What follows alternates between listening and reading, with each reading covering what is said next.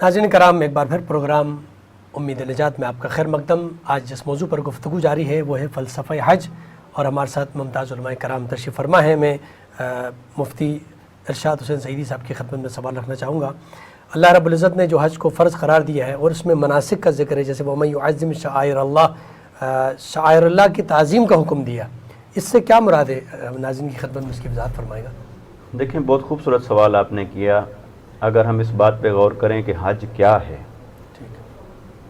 حج میں اللہ رب العزت نے اپنے مقرب بندوں کی اہمیت کو ہی اجاگر فرمایا ہے۔ کیا بات ہے۔ عرفات کا میدان حضرت آدم اور حضرت حوا علیہ السلام کی یاد دلاتا ہے، وہیں ان کی ملاقات، پہچان، معرفت، اسی سے عرفات۔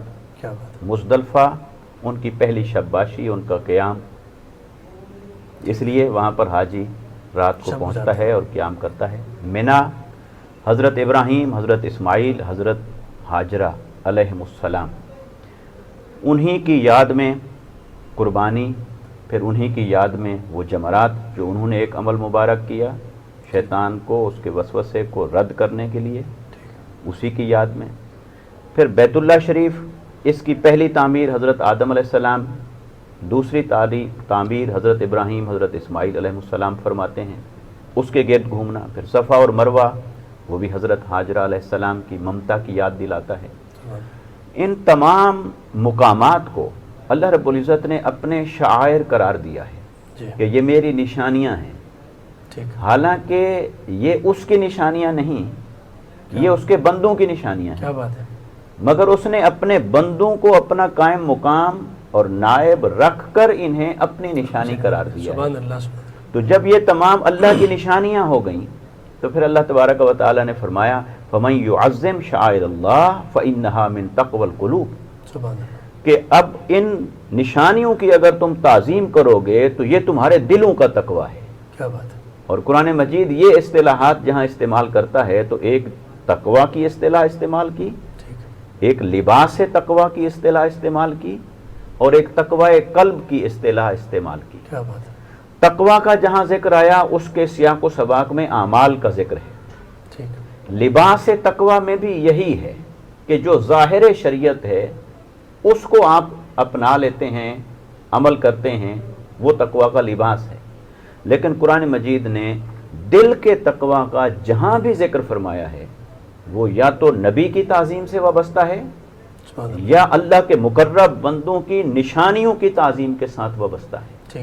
لہٰذا یہ جو حج ہے یہ در حقیقت ہمیں جہاں اللہ کی رضا کی خاطر اپنے وجود کو، شناخت کو مٹا دینے کی تعلیم و تربیت دیتا ہے، وہاں اللہ کے محبوب اور مقرب بندوں کی تعظیم سکھاتا ہے، ان کی نشانیوں کا ادب اور احترام سکھاتا ہے، ان کی اداؤں پر عمل کرنے کی راہ دکھاتا ہے، اور دین کا وہ حقیقی تصور ابھر کر ہمارے سامنے آتا ہے کہ اللہ کی عبادت اور بندگی صرف یہی نہیں کہ تم اللہ کے حضور سجدہ ریز رہو، رکوع اور قیام میں رہو، تسبیح اور تعلیل میں مصروف رہو، بلکہ یہ اس کی عبادت کی ایک شکل ہے، مگر تمہارے لیے دین میں عبادت کی اور شکلیں بھی ہیں، ان میں کہیں جانبداری کا شکار نہ ہو جانا، اور وہ شکلیں یہ ہیں کہ اللہ کے محبوب بندوں کے جہاں قدم لگے وہیں بھی تم ڈیرا جما کے بیٹھ جاؤ تو یہ تمہارا حج ہے، جہاں ان کا پڑاؤ تھا وہیں پڑاؤ کر لو، جو ادا انہوں نے اپنائی اسی ادا کو اپنا لو۔ جس لمحے وہ حضرت ہاجرہ علیہ السلام دوڑ رہی تھی صفا اور مروہ کے درمیان، ان کو تو پانی کی تلاش تھی، مگر آج ہر حاجی کو پانی نہیں چاہیے۔ وہاں وہ کنکریاں مار رہے تھے تو ان کے سامنے شیطان کا وسوسہ تھا، آج وہاں فزیکلی ہمیں کسی حاجی کو یہ سچویشن پیش نہیں آتی، مگر ان کی اداؤں کو اپنایا جا رہا ہے۔ تو اللہ کے مقبول اور مقرب بندوں کی اداؤں کو اپنانے کا نام حج ہے، اور یہ سب سے بڑی عبادت ہوئی۔ تو یہ اللہ کی بندگی میں فنا ہونا اور اللہ کے مقرب بندوں کی نسبتوں اور ان کی تعظیم میں فنا ہونا، یہ سبق ہے حج کا جو ہمیں عبادت کے نقطۂ کمال پر پہنچاتا ہے۔ فیصل عزیزی صاحب آپ کی خدمت میں، اس حج کے مناسک میں ایک میدان عرفات میں قیام کرنے کا ہے، اور ایک روایت میں پڑھ رہا تھا کہ میدان عرفات کے اندر سب سے بڑا جو گناہ یہ ہے کہ ایک انسان خدا کی بارگاہ میں لبیک اللہم لبیک کہے، اس کے بعد یہ گمان کرے کہ اللہ تعالیٰ نے شاید میرے گناہ بخش دیے یا نہیں دیے. یہ اس طرح کا سوچنا جو ہے اس مقام پر سب سے بڑا گناہ ہے. تو یہ کیا مطلب بتانا چاہتے ہیں، اس روایت کے اندر کیا پیغام ہے؟ اصل میں حج اتنا عظیم فریضہ ہے کہ اگر کوئی اخلاص کے ساتھ کرتا ہے تو اس کے تمام گناہ ایسے معاف ہو جاتے ہیں جیسے وہ دنیا میں اسی روز تولد ہوا ہے. اور پھر میدان عرفات میں تو ویسے بھی آدمی ہوتا بظاہر زمین پر ہے، لیکن وہ احرام کی حالت کھلے آسمان تلے میدان میں، در حقیقت یہ روز حشر کا ایک منظر نامہ ہے کہ یہ احرام نہیں، یہ کفن کی حالت ہے اور یہ کھلے آسمان تلے بیٹھے ہیں.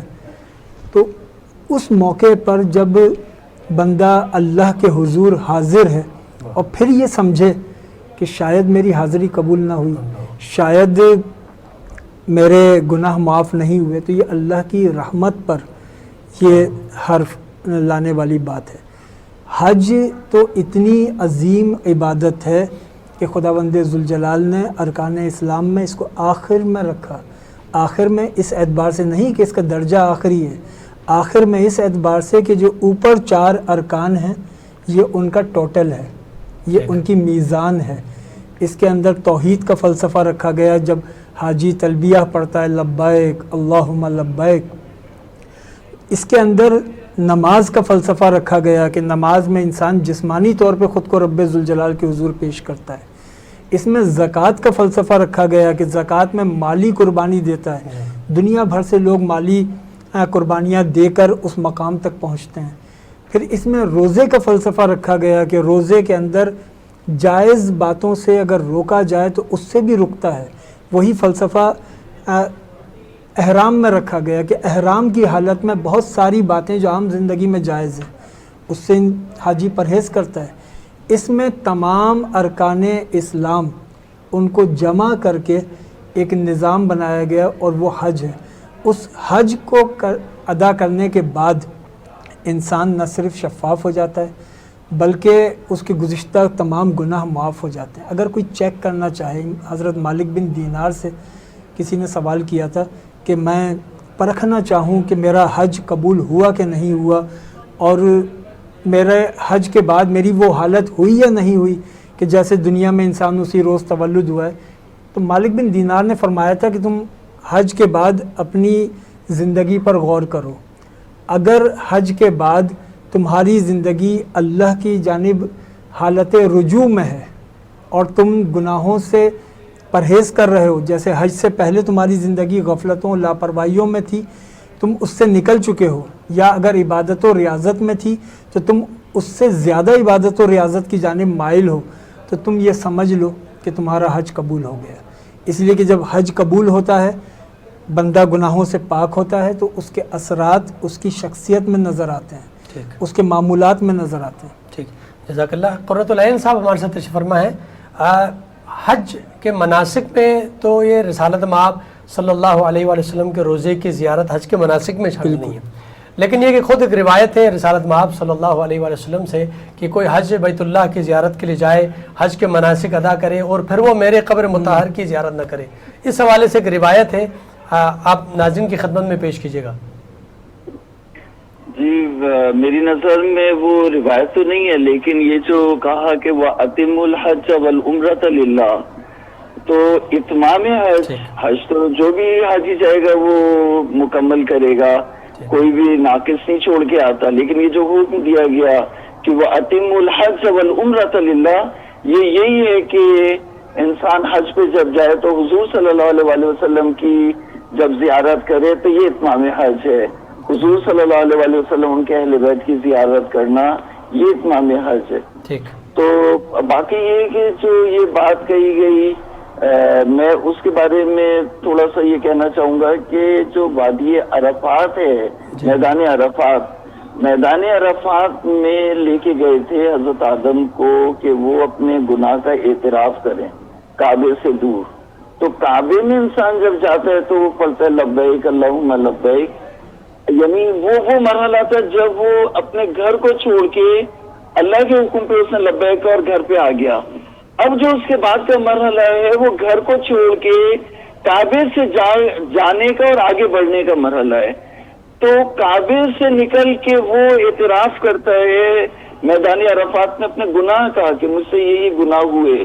تو حضرت آدم نے اپنی غلطی کا اعتراف کیا تو اللہ تعالیٰ نے ان کو جو ہے وہ پھر وہاں پہ مزدلفہ لے کے گئے, پھر منی لے کے آئے کہ قربانی کریں. اللہ تعالیٰ نے آپ کی توبہ کو قبول کیا ہے. تو وہاں سے جو ہے وہ پھر قربانی انہوں نے کی, اور جب قربانی کی تو کہا کہ آپ تواضع کے طور پر اپنے سر کے بال منڈائیں. اللہ تعالیٰ نے آپ کی قربانی کو قبول کیا. ٹھیک ہے قبلہ, بہت شکریہ. محترم جناب مولانا سید قرۃ العین عابدی صاحب ہمارے ساتھ تشریف فرما تھے, آپ کا بہت شکریہ. اور ہمارے ساتھ ممتاز عالم دین مفتی ارشاد حسین سعیدی صاحب, آپ کا بھی بہت بہت شکریہ. اور مفتی فیصل عزیزی بندگی صاحب, آپ کا بہت بہت شکریہ. ناظرین کرام, فلسفہ حج کے حوالے سے گفتگو تھی. یقیناً موضوع بہت وسیع ہے اور دامن وقت میں کمی, اور اس پر مفصل گفتگو تو نہیں ہو سکتی, اس کے لیے کئی پروگرام چاہیے. لیکن ایک اللہ رب العزت نے اس حج کے اندر جو مختلف پیغامات رکھے ہیں انسان کے لیے, کہ اللہ رب العزت نے ایک انسان کو وہاں بلا کر کے ایک ہی لباس میں, تمام مسلمانوں, اس میں امیر غریب کا کوئی پہچان ظاہری طور پر نظر نہیں آتی, وہ 2 ٹکڑے کفن کے ٹائپ کے جو ہے سفید کلر کے, وہ پہن کے خدا کی بارگاہ میں ایک ہی صدا بلند کر رہا ہے, چاہے وہ امیر ہو چاہے وہ متوسط طبقے سے تعلق رکھتا ہو. اور خدا کی بارگاہ میں سب متحد ہو کے, آج تمام مسالک میں مختلف لوگ موجود ہیں, لیکن خدا کی بارگاہ میں جا کے وہ ایک صدا بلند کر کے پوری دنیا کو پیغام دیتے ہیں کہ یہ مسلمان جو لا الہ الا اللہ محمد الرسول اللہ پڑھنے والے سب ایک ہیں, یکجا ہے. خدا کی توحید پر ایمان ہے ان کا, اور خانہ کعبہ پر بیت اللہ پر ان کا ایمان ہے, اور حج کے تمام مناسک میں تمام متحد نظر آتے ہیں. تو یہ بھی ایک بڑا پیغام تمام مسلمانوں کا دنیائی عالم کے لیے. اللہ رب العزت نے اس فلسفہ حج کے اندر اور بہت سارے پیغامات رکھے ہیں کہ انسان جو ہے خدا کی بارگاہ میں حاضر ہو, اور اپنے اندر وہ مساوات کا جو درس ہے اس حج کے اندر اللہ رب العزت نے رکھا ہے کہ ہر طرف مساوات ہی مساوات ہے, سب مساوی نظر آتے ہیں, سب کے ساتھ برابر برتاؤ ہوتا ہے, سب کے ساتھ برابر سلوک ہوتا ہے, سب ایک ہی طرح کے مناسک کو ادا کر رہے ہوتے ہیں. اللہ رب العزت کی بارگاہ میں دعا کرتے ہیں خدا ہم سب کو حج بیت اللہ کی زیارت سے مشرف فرمائے. ناظرین کرام, اپنے میزبان ڈاکٹر مظفر رضوی کو اجازت دیجیے. اللہ نگہبان.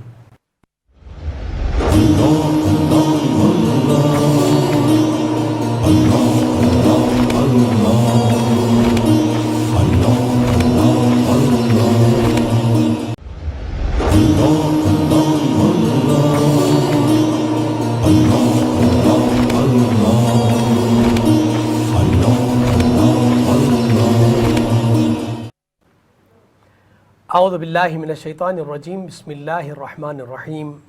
وبہ نستعین وہو خیر ناصر و معین.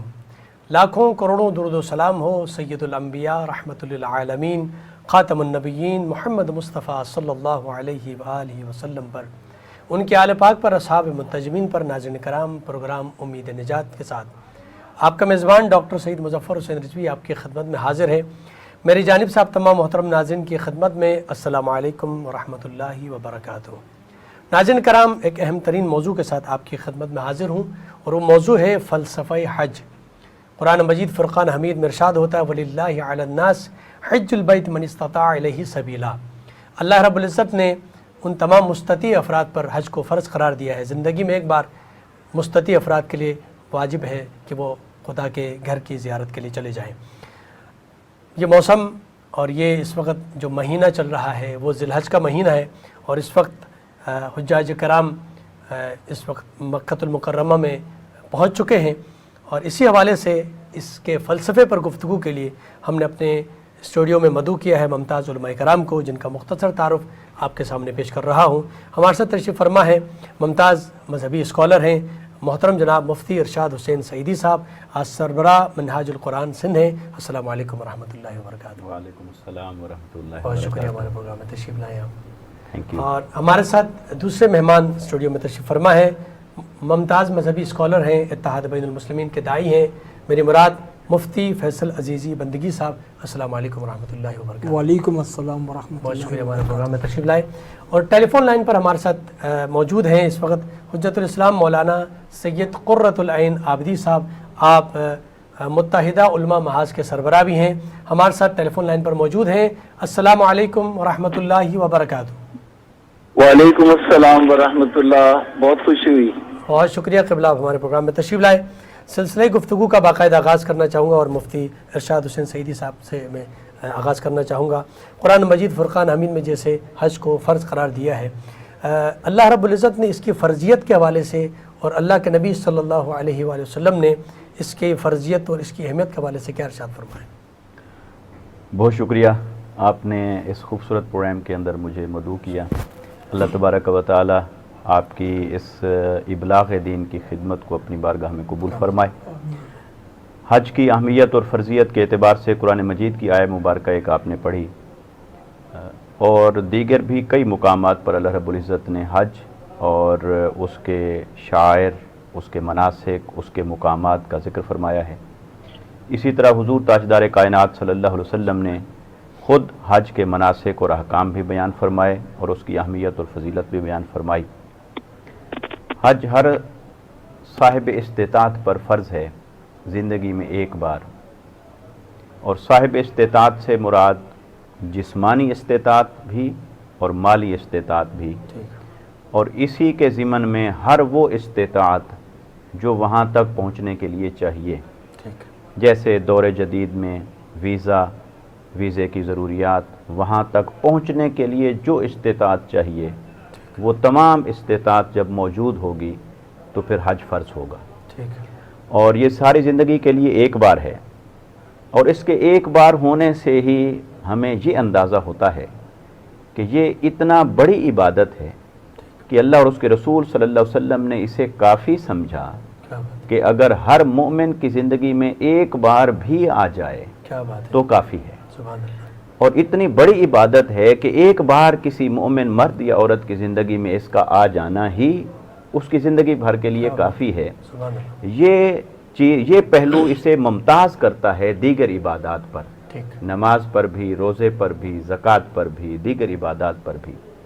اور اس کی جو فرضیت ہے اس کو قرآن مجید نے بھی واضح طور پر بیان فرمایا۔ پھر آقا علیہ السلام نے اس کو، صحابہ کرام نے جب پوچھا کہ ہم حج کیسے ادا کریں، تو آقا علیہ السلام نے فرمایا خذوا عنی مناسککم، میں تمہارے سامنے ہوں، مجھ سے حج کے مناسک اور احکام کو سیکھو۔ اور اس کی فرضیت کے بارے میں جب ایک صحابی نے کھڑے ہو کر آقا علیہ السلام کی بارگاہ میں یہ پوچھا کہ کیا یہ حج ہمارے اوپر ہر سال فرض ہے، تو آقا علیہ السلام نے اس سوال کا جواب نہیں دیا، آپ خاموش رہے۔ وہ بیٹھ گئے، تھوڑی دیر بعد وہ دوبارہ اٹھے، کیا یہ حج ہمارے اوپر ہر سال فرض ہے؟ آقا علیہ السلام نے اسی طرح خاموشی اختیار کی، جواب عطا نہیں فرمایا۔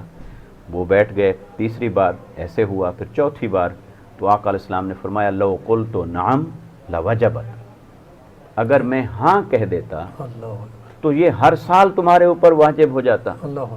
تم ایسی چیزیں کیوں قریدتے ہو جس کے بارے میں اللہ اور اس کا رسول صلی اللہ علیہ وسلم خود خاموش ہیں؟ سبحان اللہ، سبحان اللہ۔ کیونکہ اگر وہ کچھ کہہ دیں گے تو تمہارے لیے حکم ہو جائے گا۔ تمہاری عافیت اسی میں ہے کہ سنو اور اطاعت کرو۔ سبحان اللہ، بہت خوبصورت بات کی مفتی فیصل عزیز صاحب آپ کی خدمت میں۔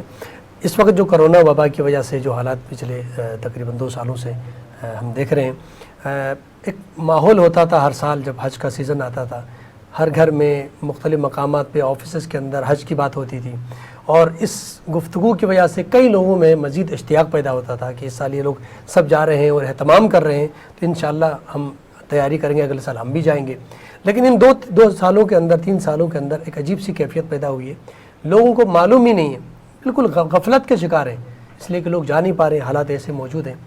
تو اس وبا کو آپ کیا سمجھتے ہیں کہ کوئی عذاب الہی ہے یا کوئی آزمائش پروردگار ہے کہ اتنی عظیم عبادت سے مسلمان محروم ہیں؟ بالکل، جب سے یہ کرونا کے مسائل ہیں تب سے پوری دنیا میں تبدیلی آئی ہے، اور اس میں حج بھی متاثر ہوا ہے۔ اور اب ظاہر ہے کہ جس طریقے سے ساری دنیا سے کشاں کشاں مسلمان کھنچے آتے تھے اور ایک عالمی اجتماع ہوتا تھا، اب فریضہ حج تو ادا ہو رہا ہے، لیکن وہ عالمی اجتماع امت مسلمہ کی وحدت کا جو اظہار ہوتا تھا وہ منظرنامہ نظر نہیں آ رہا۔ رہی یہ بات کہ یہ عذاب ہے یا آزمائش ہے، تو نہ یہ مستقل عذاب ہے نہ مستقل آزمائش ہے، کہیں عذاب ہے کہیں آزمائش ہے۔ ٹھیک۔ اچھا، چونکہ یورپ کے اندر اس وقت دیکھ رہے ہیں جو سب سے زیادہ شور مچا رہے تھے اور پابندیاں لگانے میں اور لوگوں کو اس طرح متوجہ کرنے میں سب سے آگے وہی ہیں، اور آج وہاں پر ورلڈ کپ ہو رہا ہے، فٹ بال اور دیگر میچز ہو رہے ہیں، تو ان کا اسٹیڈیم بھرا ہوا ہوتا ہے بالکل، اور سارے اجتماعات ہو رہے ہیں اور دنیا بھر میں سب چیزیں کھل چکی ہیں، لیکن یہ کہ بیت اللہ کی زیارت سے سب محروم ہیں، تو اس حوالے سے کیا فرمائیں گے؟ یقیناً یہ محرومی ایک بہت بڑا اہل محبت کے دلوں کے لیے قیامت ہے، اور یہ انتظامی مسئلہ ہے، اور سعودی حکومت کو اس انتظامی معاملے کو احسن طریقے سے حل کرنا چاہیے، کیونکہ یہ ایک اسٹیٹ کا مسئلہ نہیں، پوری امت کا مسئلہ ہے، پوری امت مسلمہ کا یہ مسئلہ ہے۔ اس کو حل کیا جانا چاہیے کہ جس میں کورونا کی احتیاط وہ بھی برقرار رہے اور حج کا جو فریضہ ہے اس کی ادائیگی وہ متاثر نہ ہو۔ پوری دنیا کے جتنے اسلامی ممالک ہیں اس طرف سے کوئی اس طرح کا احتجاج کہ ان ایس او پیز کا خیال رکھتے ہوئے کم از کم کچھ تو لوگوں کو مختلف ممالک سے لوگوں کو اجازت دی جائے کہ وہ حج کو بجا لائے، اور ایس او پیز کے ساتھ ابھی جیسے 60,000 افراد کے لیے اجازت ہے، وہ بھی وہیں کے افراد ہیں جی جی، جو یہاں دوسرے ممالک کے لیکن وہیں رہتے ہیں، تو ایسا ہو سکتا تھا اگر یہ کہ اس کے اندر اشتیاق پیدا اگر کریں۔ اس کے لیے ولنگ ہوتے تو بالکل کیوں نہیں ہو سکتا تھا، یہ ہو سکتا تھا۔ اور حج کا یہ اہم ترین موقع ہے، اس میں ہم میں برادری کو، عالمی دنیا کو ہم ایک پیغام بھی دے سکتے ہیں، گو کہ ہم وہ پیغام دینے میں ہر سال ناکام رہتے ہیں، لیکن ایک اجتماع کی شکل میں عالمی برادری کو یہ تو بتایا جا سکتا تھا کہ مسلمانوں کی ایک قوت، مسلمانوں کی ایک طاقت، مسلمانوں کی ایک وحدت ہے، تو یہ انتظامی طور پہ یہ بد انتظامی ہوئی۔ جی اچھا، اس میں اگر میں تھوڑا سا کومنٹ دوں، ہدایت کرنا چاہوں گا۔ دیکھیں، کرونا نے زندگی کو متاثر ضرور کیا ہے مگر اسے فل سٹاپ نہیں لگایا ہے۔ یورپ جس کی آپ نے مثال دی، زندگی رواں دواں ہے۔ کیوں رواں دواں ہے؟ اس لیے کہ انہوں نے اس کی جتنی احتیاطی تدابیر تھیں وہ کی، ریاست نے ایکٹیو رول پلے کیا، اور جو کچھ اسے انتظامی طور پر فریضہ ادا کرنا چاہیے تھا اس نے کیا۔ اگر مسلمان ریاستیں یا جہاں سعودی عرب کے انتظامات سے متعلق جو لوگ ذمہ داران ہیں یا منسٹری ہے، تو وہ اپنے انتظامات کو اگر حتمی شکل دے اور ایفیشنسی کے ساتھ اور ایک اچھے انداز میں اس کو مینج کرے، تو پوری دنیا رواں دواں ہے، ٹریولنگ جاری ہے، ایئر لائنز جاری ہیں اور زندگی رواں دواں ہے۔ اس کو ایس او پیز کے ساتھ چلایا جا سکتا تھا اور ایسا ہی کرنا چاہیے۔ اپنی غفلتوں کو یا اپنی کوتاہیوں کو تو ہم کرونا کے پردے میں نہیں چھپا سکتے، بے شک وہ ایک آزمائش ہے۔ بہت اچھی بات فرمائی، جزاک اللہ۔ مولانا قرۃ العین عابدی صاحب ہمارے ساتھ تشریف فرما ہے۔ مولانا صاحب، آپ کی خدمت میں سوال رکھنا چاہوں گا۔ اللہ رب العزت نے ہر سال مسلمانوں کو جو مستطیع ہیں ان کو یہ حکم دیا کہ آپ جو ہے وہ میدان عرفات میں حاضر ہو جائیں اور خدا کی بارگاہ میں لبیک اللہم لبیک کی صدا بلند کریں۔ کیا فلسفہ ہے اس کا؟ بنیادی طور پر جو حج ہے وہ حج کے جو لغوی معنی ہے، مولانا حضرات موجود ہیں وہ جانتے ہیں کہ حج یعنی اذا قصد، یعنی قصد کرنا اللہ کے گھر کا۔ تو اللہ کی یہ لغوی معنی تو قصد کے ہیں، یعنی جب اللہ کے حکم سے اللہ کے گھر کی طرف جائیں، تو یہ مطلب ایام معلومات میں یہ حج ہے۔